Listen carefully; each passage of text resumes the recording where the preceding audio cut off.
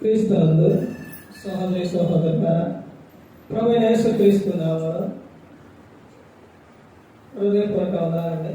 ముందుగా ఇంత మంచి సమయాన్ని ఇచ్చిన తండ్రి అయిన దేవునికి ప్రభువైన క్రీస్తు ద్వారా కృతజ్ఞతాస్తుతులు చెల్లిస్తున్నానండి. అందరూ బాగున్నారండి? వాక్యం చదువుకొని ప్రార్థన చేసుకున్న తర్వాత పాఠంలో చదవాలండి. లూకా గారు రాసిన సువార్త 10వ అధ్యాయం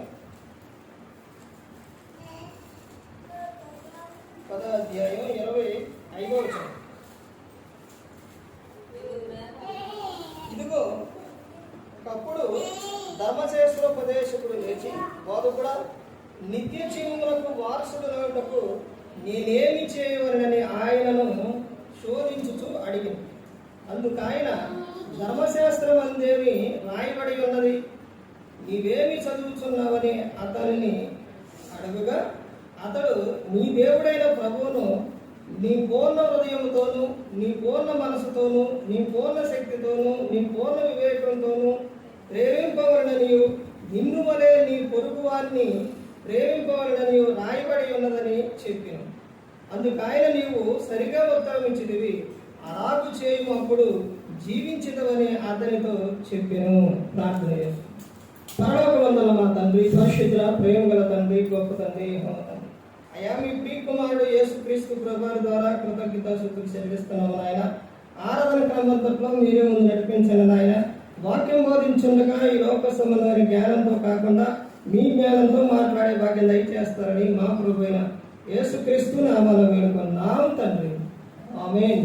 ప్రభువైన యేసుక్రీస్తు నామములో హృదయపూర్వక వందనాలండి. దేవుని కుమారుడు యేసుక్రీస్తు ప్రభువారు ఈ లోకానికి వచ్చిన తర్వాత పరలోక రాజ్యం సమీపిస్తుంది కనుక మారు మనసు పొందాలని ప్రకటింప మొదలుపెట్టారు. ఎందుకు మారు మనస్సు అని అంటే, పరలోకం చేరడానికి. ప్రతి ఒక్కరూ కూడా పరలోకం చేరాలి అనేది దేవుని యొక్క ఇష్టం, దేవుని యొక్క కోరిక. ఎందుకంటే భూమి మీదకి వచ్చిన మనిషి వాళ్ళు తమ పాపంలోనే జీవించి నరకానికి వెళ్ళిపోకూడదు అని దేవుడు కోరుకున్నాడు. అంశం పాట పేరు ఏంటంటే, నిత్య జీవం కావాలా, నిత్య జీవం నీకు కావాలా, నిత్య జీవం కావాలి.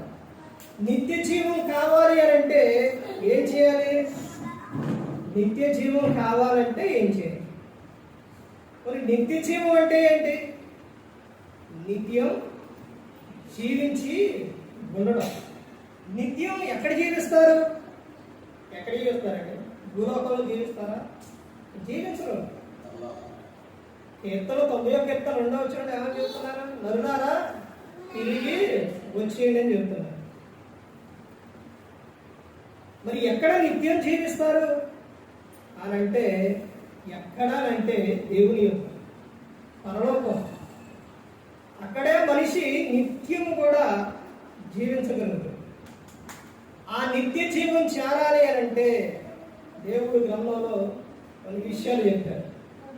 ఇక్కడ ఒక ఆయన అడుగుతాడు, నిత్య జీవం పొందుకోవాలంటే, నిత్య జీవం చేరాలంటే ఏం చేయాలి అని అడిగినప్పుడు అక్కడ చెబుతున్న విషయం ఏంటంటే, అంటే నిత్య జీవానికి వారసుడు నేను కావాలి అని అడిగినప్పుడు యేసు ఎప్పుడు అడుగుతుందో ఆయన వచ్చి యేసుక్రీస్తు ప్రభువారు. అప్పుడు యేసుక్రీస్తు ప్రభువారు ఏమంటున్నారు? అందుకు ఆయన, ధర్మశాస్త్రం అందేమి రాయబడి ఉన్నది, నీవేమి చదువుతున్నావని అతనిని అడుగుగా. ధర్మశాస్త్రం అందు ఏమి రాయబడి ఉందో నువ్వు చదవట్లేదా? నీకు తెలియదా? ఈ రోజున బైబుల్ ఉందలే కానీ బైబుల్ చదవరు. బైబుల్ చదవకపోతే ఎలాంటి ప్రశ్నలే వస్తాయి. ఎవరు వీళ్ళు అసలు? ఎలాంటి వాళ్ళు? శాస్త్రులు, పరిచయులు, వీళ్ళందరూ ప్రతి ఒక్కరూ కూడా ధర్మశాస్త్రాన్ని అసలు ఎంత ఇదిగా తెలుసుకోవాలి, కానీ చదవరు, పాటించరు, గ్రహించరు. అందుకనే యేసుక్రీస్తు ప్రభువారు ఒక సందర్భాల్లోని ఏమని చెప్తారనంటే, వీళ్ళ గురించి శాస్త్రులు, పరిచయులు వీళ్ళ గురించి ధర్మశాస్త్రం గ్రంథంలోని దశమ భాగం ఇచ్చే విషయాల్లో అన్నీ ఇస్తారు. ఏమేమి ఇస్తారు? సోపులోని, చిరకలోని, లేకపోతే వీటిలోనే 10వ వంతు ఇస్తారు. అన్నీ ఇస్తారు కానీ అసలు మర్చిపోతారు. ఏంటది? ఏంటంటే క్రైస్తవులకే ఉండవలసిందదే, క్రైస్తవులకు కావాల్సిందదే. ఏంటది? జాలి, దయ, ప్రేమ, కరుణ. ఇవేం చేశారు? అవి ఇస్తున్నారు కానీ ఇవేం చేశారు? వదిలిపెట్టేశారు. అందుకని ఏమని చెప్పారంటే వాటిని మానక వీటిని చేయవలసి ఉన్నది అని యేసుక్రీస్తు ప్రభువు చెప్పారు. అసలు ఒక్కొక్కళ్ళని ప్రశ్నిస్తూ ఉంటే యేసుక్రీస్తు ప్రభువు ఒక్కొక్కళ్ళకి సమాధానం లేదు. ఎక్కడి నుంచి లేదు? యేసుక్రీస్తు ప్రభువు ఎప్పటి నుంచి ఒక్కొక్కరిని ధర్మశాస్త్ర ఉపదేశకుల్ని వీళ్ళందరినీ ఎప్పటి నుంచి ప్రశ్నలు అడుగుతూ వచ్చారు? ఎప్పటి నుంచి అంటే లూకా సువార్త 2వ అధ్యాయంలో ఉంటుంది. ఆయన ఎప్పటి నుంచి వచ్చారు? 41, 42, 45 వచనాలు అవన్నీ కూడా ఎప్పటి నుంచి అంటే చిన్న వయసులో నుంచే 12 సంవత్సరాలు యెరూషలేముకు వెళ్ళి అక్కడ ఎందుకు యోసేపు గారు ఏమంటే మరియమ్మ గారు ఏమంటే మరలా తిరిగి యేసుక్రీస్తు ప్రభువు రాలా? ఎందుకు రాలేదండి? వాళ్ళు ఏదైతే చెబుతున్నారో మరలా తిప్పి వాటిని యేసుక్రీస్తు ప్రభువు ఏం చేశారు? అడగటం. ఆయన ప్రశ్నిస్తూ ఉంటే, అడుగుతూ ఉంటే వాళ్ళే చెప్పలేకపోయారు. యేసుక్రీస్తు ప్రభువు బాల్యంలో నుంచే ప్రతి ఒక్కటి కూడా గ్రంథంలో ఏదైతే రాపించారో అవన్నీ కూడా చేస్తూనే వచ్చారు. అందుకని ఇక్కడ చెప్తున్న ఒక సందర్భం ఏంటి అని అంటే నీవేమి చదువుతున్నావని అతను అడుగుగా అతడు నీ దేవుడైన ప్రభువును నీ పూర్ణ హృదయంతోనూ, నీ పూర్ణ మనసుతోనూ, నీ పూర్ణ శక్తితోనూ, నీ పూర్ణ వివేకంతోనూ ప్రేమింపవలనని, నిన్ను వలె నీ పొరుగు వారిని ప్రేమింపవలనని రాయబడి ఉన్నదని చెప్పాను. బాగానే చెప్పాడు. అప్పుడు యేసుక్రీస్తు ప్రభువు చెబుతున్నారు కదా 28 వచనంలో, అందుకు ఆయన నీవు సరిగా ఉత్తరం ఇచ్చితివి, అలాగూ చేయనప్పుడు జీవించదవని అతనితో చెప్పాను కదా. చెప్పినోడు ఏం చేయాలి? అలా పాటించాలి. ఇదంతా ఎందుకు అని అంటే నిత్య జీవమునకు వారసుడు. ఇంకా చూడండి, నిత్య జీవమునకు వారసుడు అవ్వాలంటే మార్కు సువార్త 10వ అధ్యాయం, మార్కు సువార్త 10వ అధ్యాయం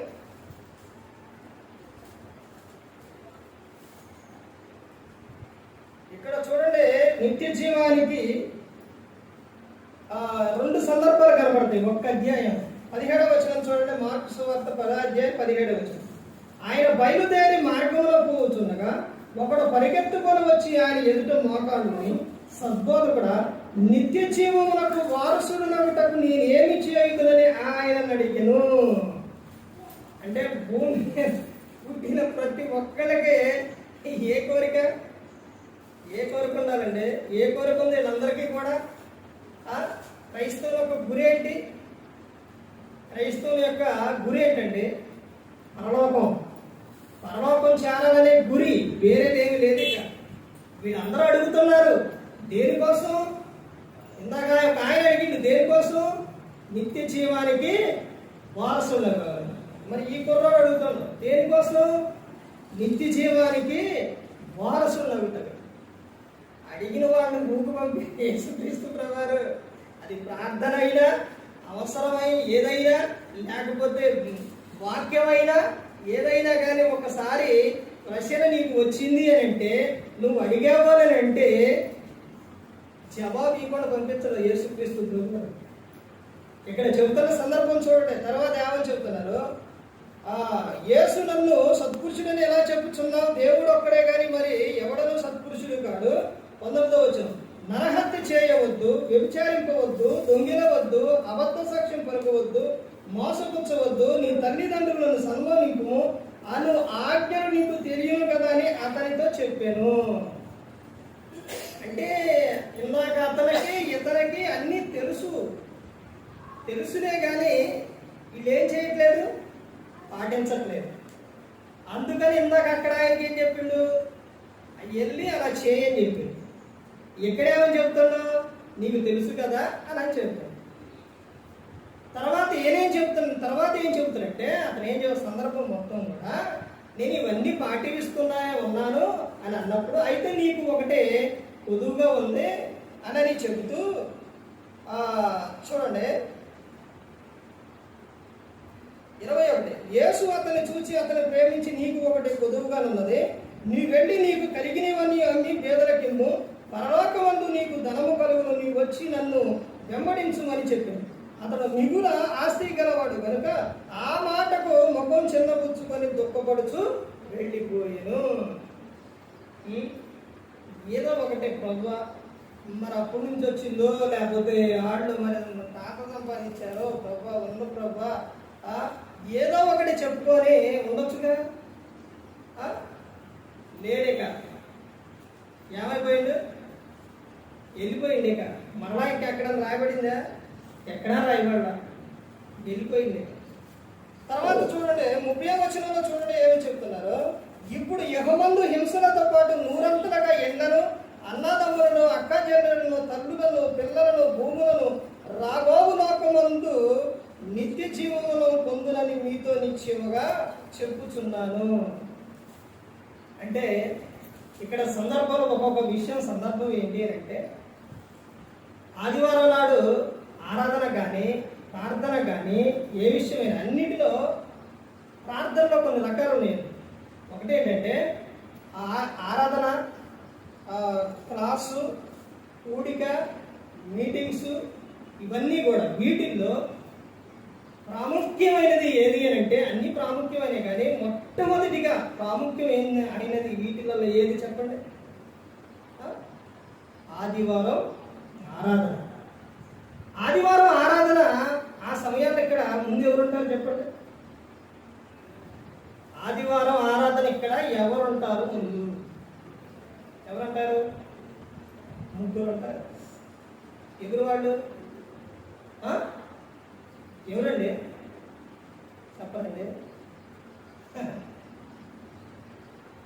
తండ్రి, కుమారుడు, పరిశుద్ధాత్మ ఇక్కడే ఉంటారు. ఆదివారం ఆరాధన దేవుడు అక్కడే ఉంటారు. అర్థమైందంటే ఎందుకు చెప్పండి? ఆదివారం ఆరాధన అంటే, ఆదివారం అంటే అది ఎవరి రోజు? దేవునిది, ప్రభువు రోజు. ఆయన ఎక్కడే ఉండి మనకు సమయం పెడతాం, ఒక సమయం పెడతాం. ఆ సమయానికి నువ్వు అక్కడ ఉన్నావా లేదా, ఆ సమయానికి వచ్చావా? ఆరాధన అనేది చాలా ప్రాముఖ్యమైనది. అసలు ఎటువంటి పరిస్థితిలో నిర్లక్ష్యం అనేది ఉండదు. ఈరోజు నాకు పుట్టిగా బయలుదేరేటప్పుడే లేట్ అయింది. ఎంత స్పీడ్గా వచ్చానంటే 3 నిమిషాలకు 6 గంటలకు ఇక్కడ వచ్చాను. అంత స్పీడ్కి బాగా రావాలి.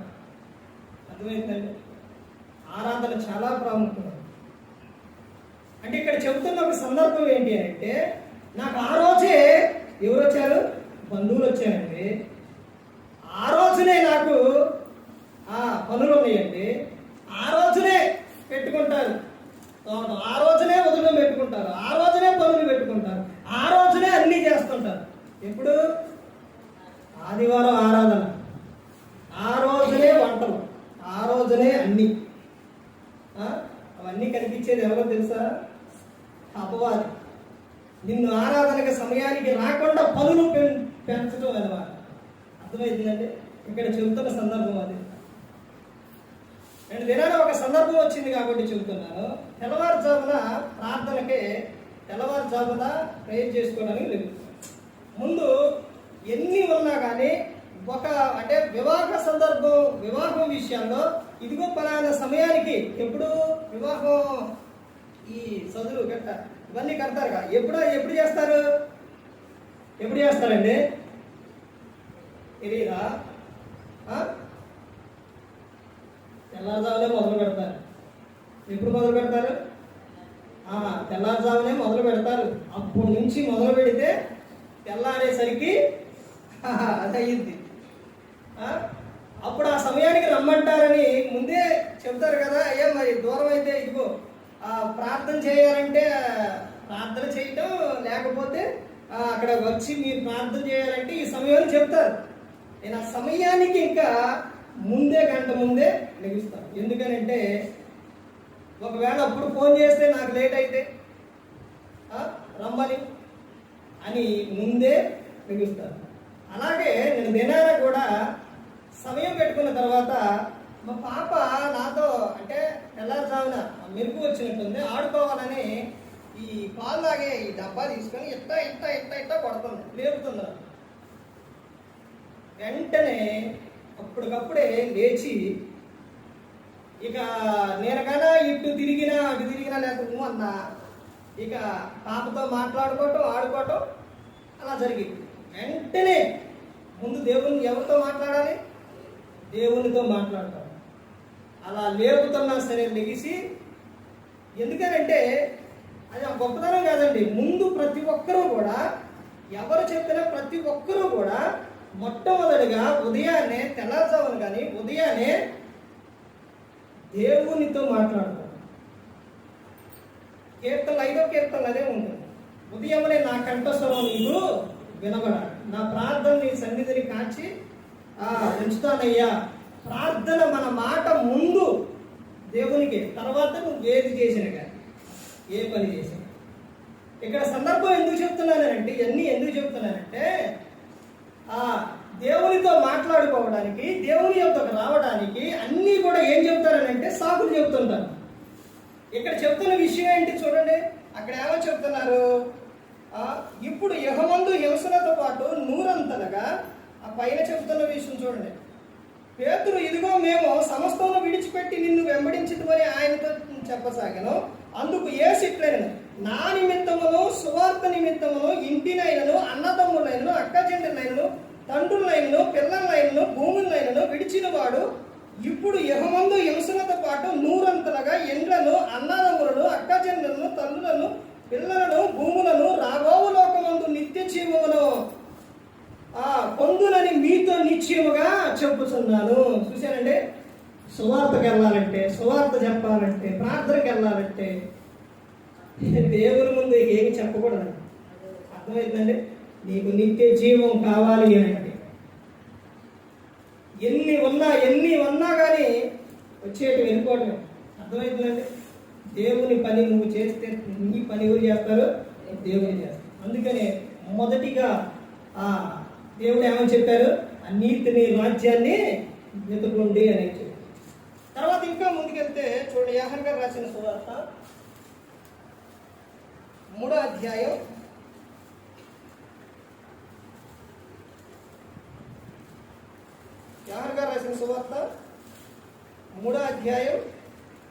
14-15 కలిసి చూడండి. అరణ్యములో మోసే సర్పంలో ఎలాగ ఎత్తునో అలాగే విశ్వసించు ప్రతివాడును నశింపక ఆయన ద్వారా నిత్య జీవం పొందినట్లు మనిషి కుమారుడు ఎత్తబడవలెను. ఎందుకు మనిషి కుమారుడు ఎత్తబడాలి? ఎందుకు ఎత్తబడాలండి? అక్కడ పైన ఏమని చెప్తున్నారో చూడండి. అరణ్యంలో మోసే సర్పం ఎలాగూ ఎత్తెనో.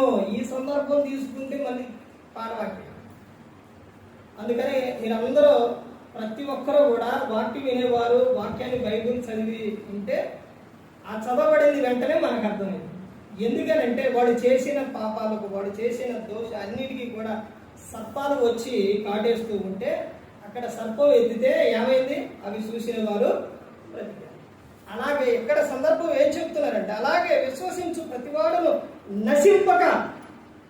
నశింపక నిత్య జీవం పొందాలి అని అంటే ఎవరు ఎత్తబడాలి?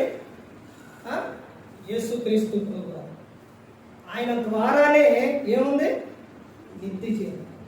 అంటే దేవుడు యేసుక్రీస్తు ప్రభువుని ఎందుకు ఈ లోకానికి పంపించారు?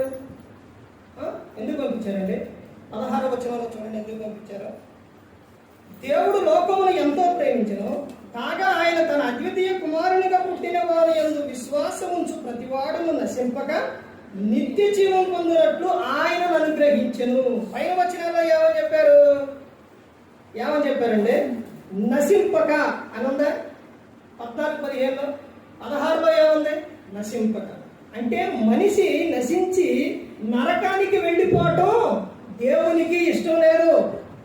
ఎందుకు ఒక మనిషి నరకానికి వెళ్ళిపోవటం ఇష్టం లేదు అని అంటే, మనిషి ఇక్కడ 3 సందర్భాలు ఏంటంటే, దేవుని పోలిక, దేవుని స్వరూపం, దేవుని ఆత్మ మనిషిలో ఉంది. అర్థమైందండి? మనిషిలో ఉంది. ఈ మూడిని బట్టి నువ్వు నరకానికి వెళ్ళిపోవటం ఆయనకి ఇష్టం లేదు. దేవుని ఆత్మ ఎవరిలో ఉంది? మనలో ఉందండి. ఆయనక జీవాత్మ ఉంది. ప్రసంగి 12:7 ఏమంటుంది? మన్నైనది మరలా మట్టికి చేయును, ఆత్మ దానిని దయచేసిన దేవుని యొద్దకు వెళ్ళిపో. ఆత్మ ఎవరిచ్చారు? దేవుడు. ఆత్మ చెప్పింది కదా, నువ్వు దేవుని మాట వినకుండా నీ ఇష్టానుసారంగా జీవించి నరకంలో యాత్ర పడుతుంటే ఆ రోజున ఆత్మ చెప్పిద్ది ఏమని తెలుసండి? నాయన, ఎంత చెప్పినా నువ్వు భూమి మీద విన్నావా? ఎంత చెప్పినా విన్నావా? నేను ఎన్నిసార్లు గద్దించినా, ఎంత మొర పెట్టుకున్నా, ఎంత చెప్పినా విన్నవా? వినలేదు కదా. ఇప్పుడు చూడు, ఇద్దరం కలిసి నరకంలో కాలిపోయారు. మత్తయి సువార్తలో నువ్వు ఎవరికి భయపడాలి? మనిషిని కాదు, దేహాన్ని చంపేవారికి కాదు, ఆత్మను దేహంలో రెండింటిని కలిపి నరకంలో పడవేయగల శక్తి గల వారికి నువ్వేమవాలి? భయపడాలి. ఆయనకే మీరు భయపడాలి అనేది చెబుతున్నారు. ఇక్కడ యేసుక్రీస్తు ప్రభువారిని ఎందుకు అనుగ్రహించారు? ఎందుకు అనుగ్రహించారు?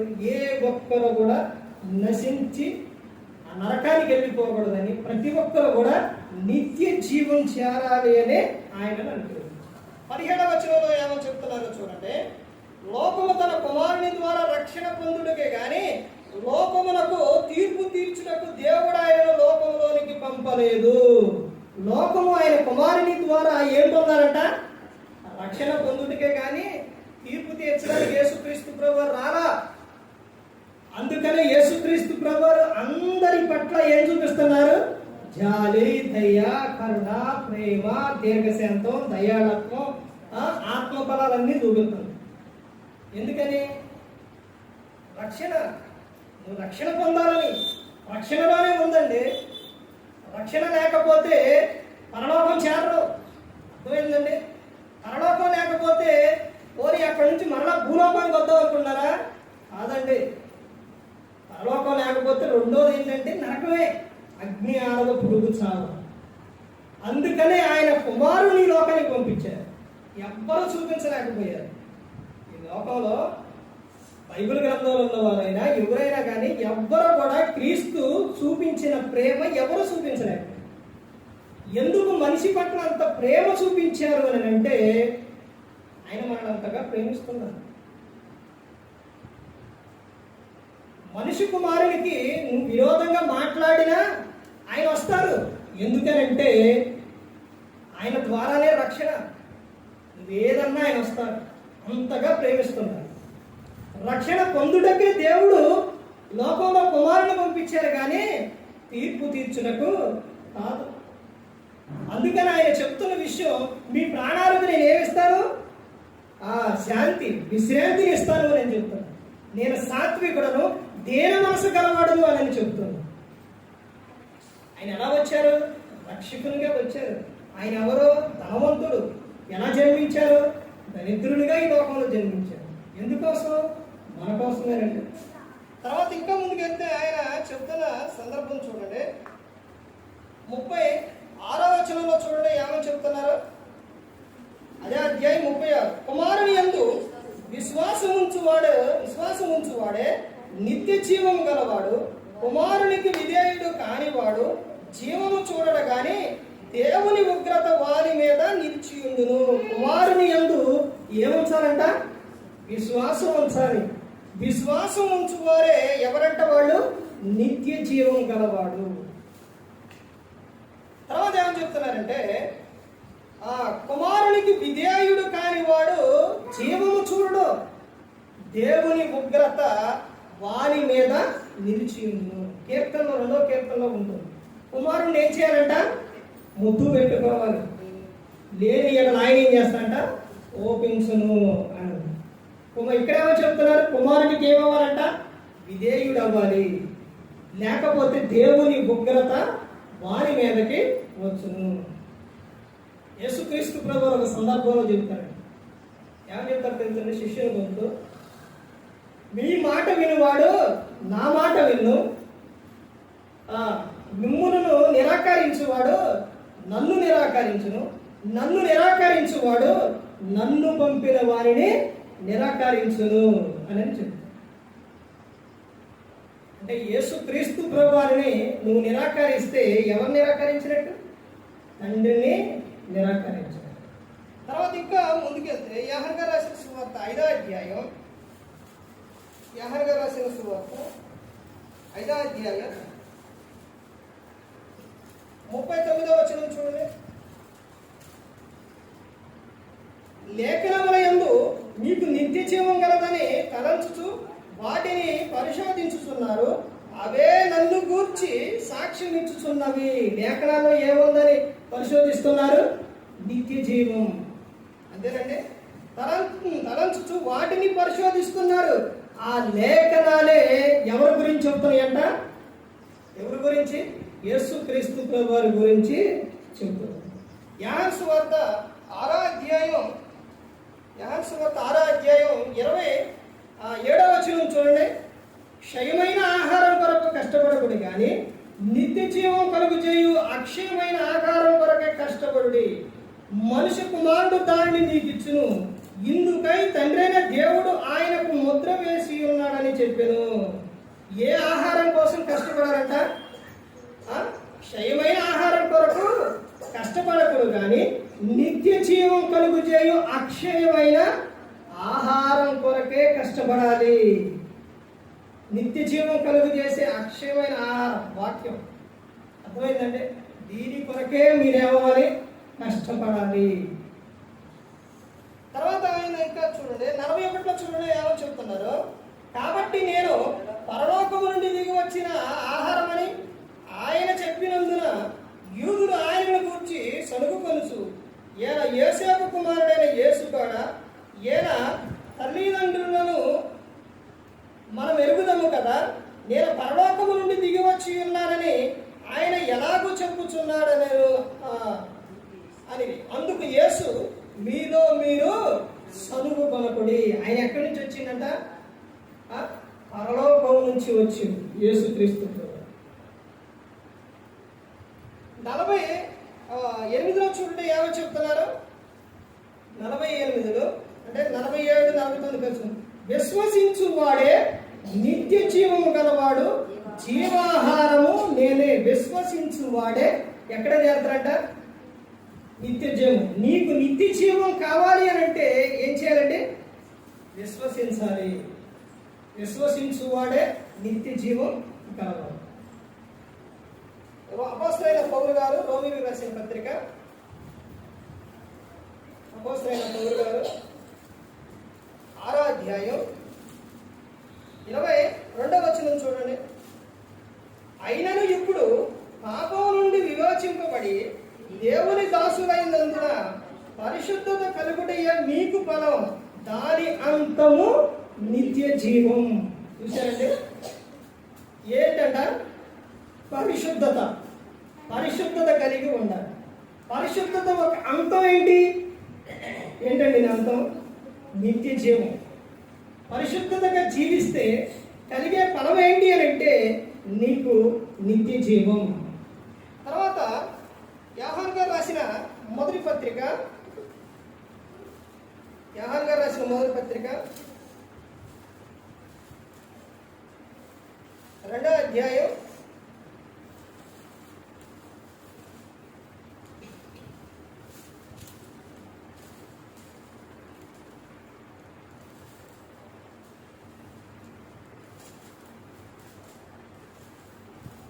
25వ వచనం.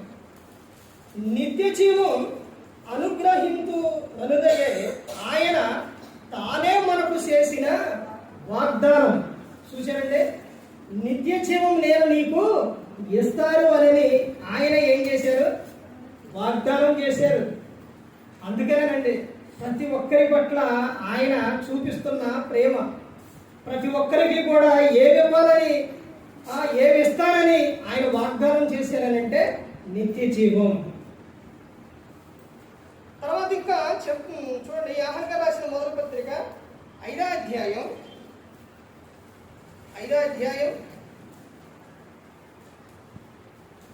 12వ వచనం చూడండి. దేవుని కుమారుని అంగీకరించువాడు జీవము గలవాడు, దేవుని కుమారుని అంగీకరించిన వాడు జీవము లేనివాడు.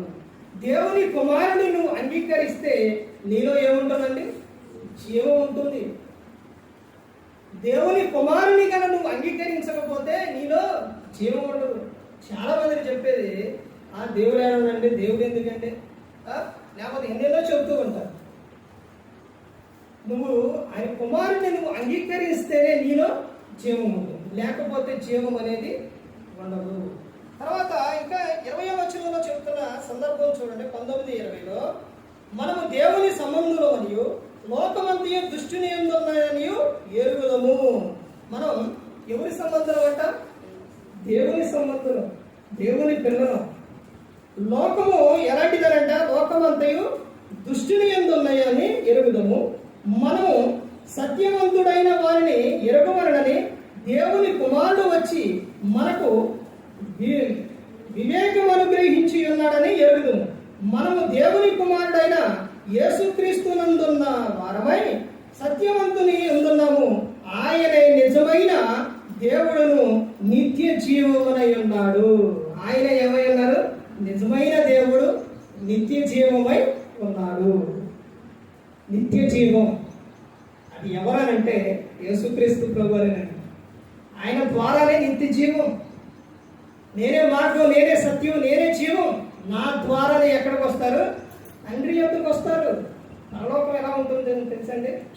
అక్కడ ఏడుపు ఉండదు, బళ్ళు కొరకటం ఉండదు, దుఃఖం ఉండదు, బాధ ఉండదు, ఏమీ ఉండదు. పరలోకంలో నిత్యం ఎలా ఉంటుంది తెలుసండి? ఆనందంగా ఉంటుంది. ఇక్కడ పడే కష్టాలు, ఇక్కడ పడే ప్రతి ఒక్కటే కొన్ని రోజుల వరకే, అర్థమవుతుందండి. కానీ శాశ్వతమైనది ఉంది పరలోకం. అక్కడ యుగ యుగాలు కూడా ఎలా ఉంటుంది తెలుసండి? ఆనందంగా ఉంటుంది. ఎప్పుడు? యుగ యుగాలు కూడా. తర్వాత ఇంకా చూడండి, ఇంకా ఏమని చెప్తున్నారు. యోహాను గారు రాసిన సువార్త 17వ అధ్యాయం, యోహాను గారు రాసిన సువార్త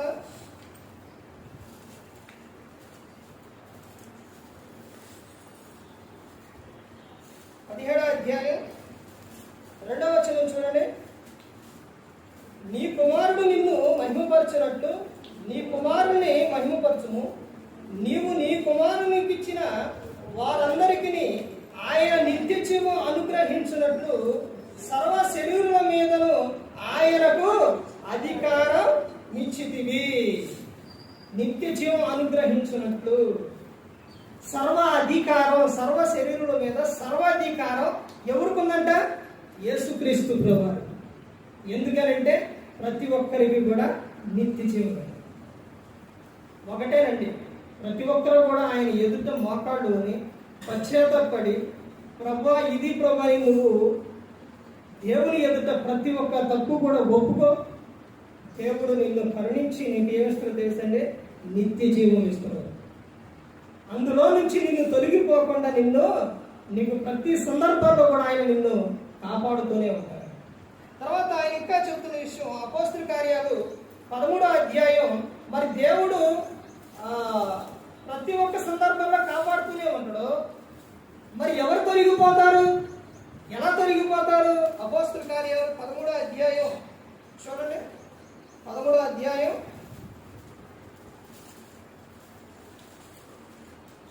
46వ వచనం చూడండి.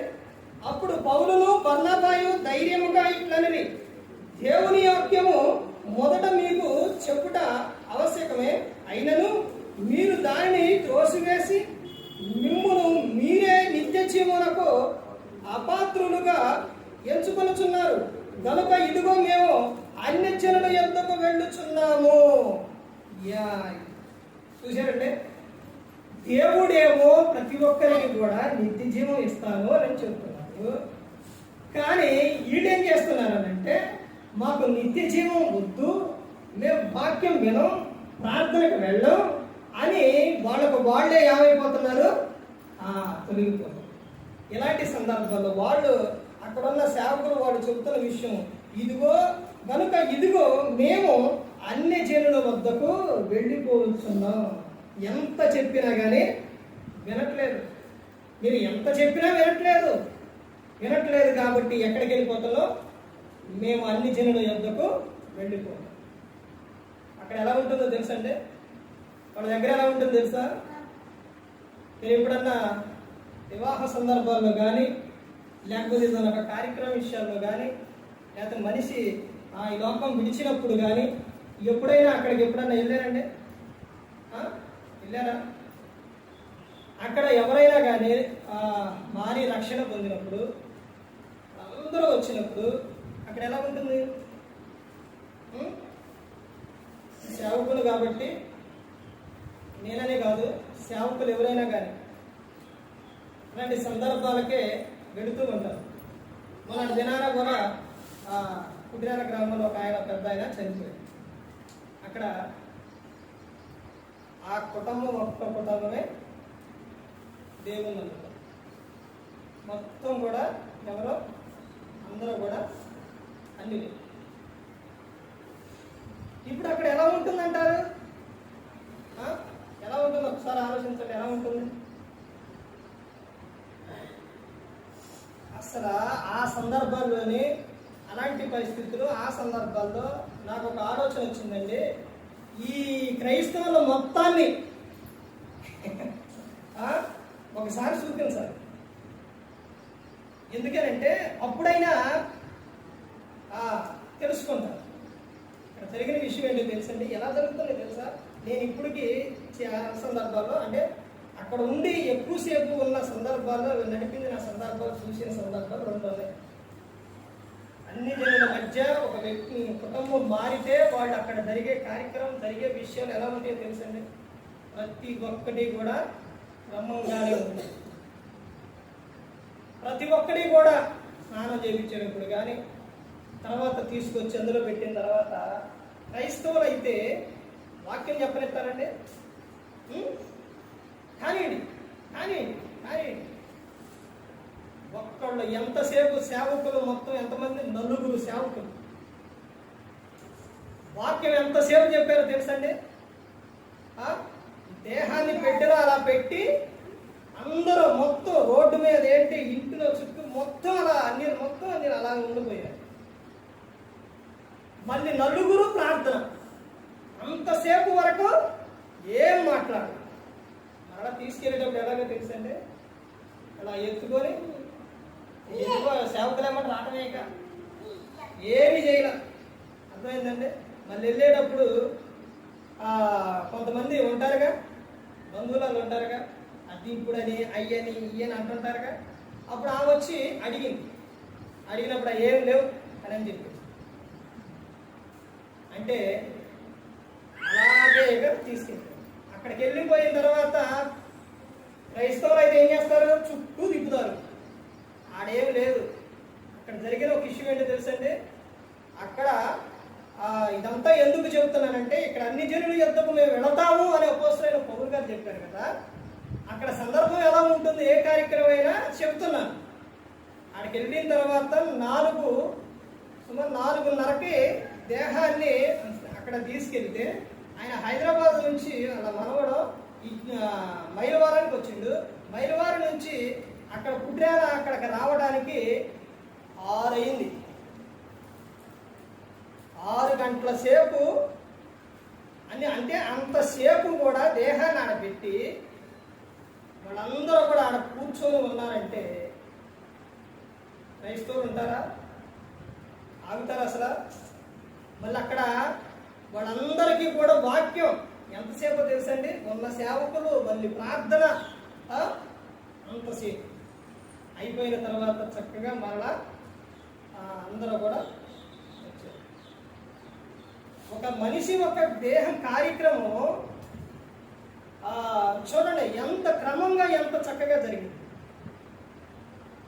ఎందుకని? క్రైస్తవుల్లోని మాత్రం దేవుడు అంటే భయం ఉండదు. ఆడికి వెళ్ళిన తర్వాత మళ్ళీ ఒక ఆయన అయ్యండి పెద్ద ఆయన ఒక ఆయన అన్నాడు, వాళ్ళు ఎవరో చెబితే మడతా తెంపాలంటండి, తెంపాలా అన్నారు. తెంపడం లేదు, ఏమీ లేదు, ఏం కాదన్న. అర్థమైందండి? అట్నే పెట్టేసి వాటి వల్ల ఉందేంటి? ఏమీ లేదు. తల్లి గర్భాన్ని ఎలా వచ్చిందో మరలా అలాగా వెళ్ళిపోవటమే. దేహం మీద ఏమంట ఏమి కూడా ఏమి ఉండవు, ఏమి పోవు. అర్థమైందండి? ఏం తీసుకెళ్ళడం. ఈ అపోస్తలుడైన పౌలు గారు చెబుతున్న సందర్భాన్ని అక్కడ ఎలా జరుగుతుందో అన్నది చెప్తుంది. ఇంకో విషయం ఏంటంటే, క్రైస్తవులుగా ఏదన్నా ఒక విషయం వాక్యానుసారంగా కాకుండా చేస్తే వెంటనే ప్రశ్నిస్తారు. అర్థమవుతుందండి? తర్వాత ఇంకా ముందుకెళ్తే చూడండి, 48లో చూడండి, అన్ని జనులు ఆ మాట విని సంతోషించి దేవుని వాక్యములో మహిమపరిచిరి, మరియు నిత్య జీవమునకు నిర్ణయింపబడిన వారందరూ విశ్వసించిరి.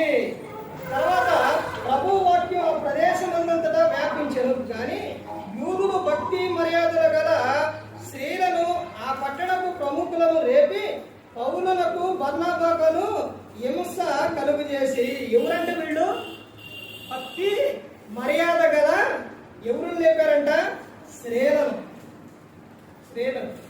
ప్రతి ఒక్కటి కూడా ఒక క్రమంగా జరగాలి అని అంటే అది పురుషునికి చెప్పి క్రమంగా జరిపించాలంటే, క్రమంగా చేయాలంటే అది ఎవరి వలన?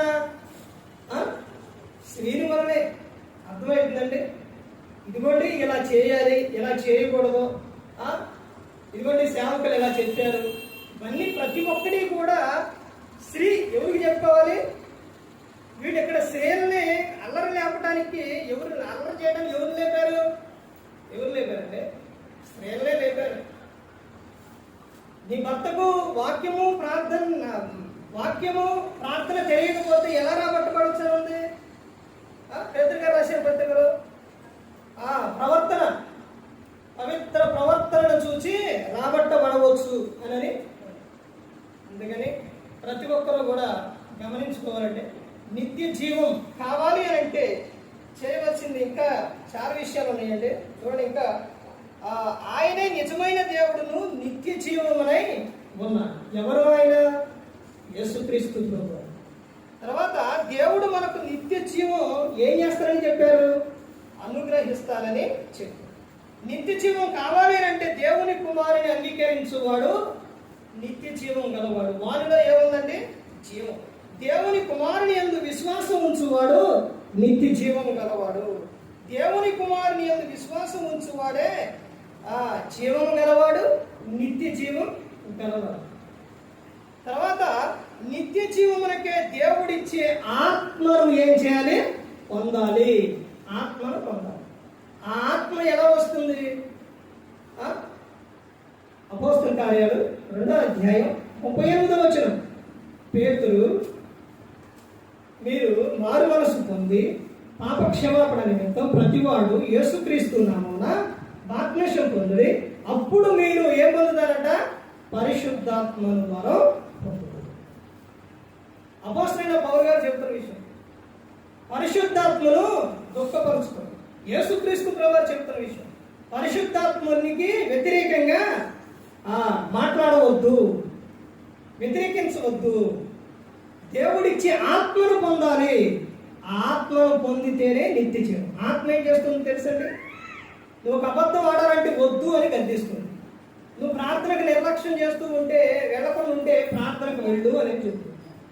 ఏదైనా ఒక తప్పు చేస్తున్నప్పుడు కూడా ఇది తప్పు అని ఆత్మ చెప్తుంది. అవునండి? కాదండి? సౌలు విషయాల్లో దేవుని మాట వినకపోతే దురాత్మ ఆడ ఉండి, ప్రభువా సౌలు నీ మాట వినట్లా, నీ ఆత్మను తీసేస్తే నేను వెళ్ళిపోతాను. దేవుని ఆత్మ ఎప్పుడైతే సౌలులో నుంచి వచ్చేసిందో, దురాత్మ వెళ్ళిపోగానే సౌలు పరిస్థితి ఏమైపోయింది? కోపం, ద్వేషం, అసూయ, కక్ష, బూతులు కూడా.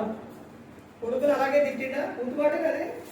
చూసారంటే ఇలా ప్రతి ఒక్కటి నీ నోటి నుంచి వచ్చేస్తాయి. అందుకనే ఆత్మను పొందాలి. దేవుడిచ్చే ఆత్మను పొందితేనే నిత్య జీవం.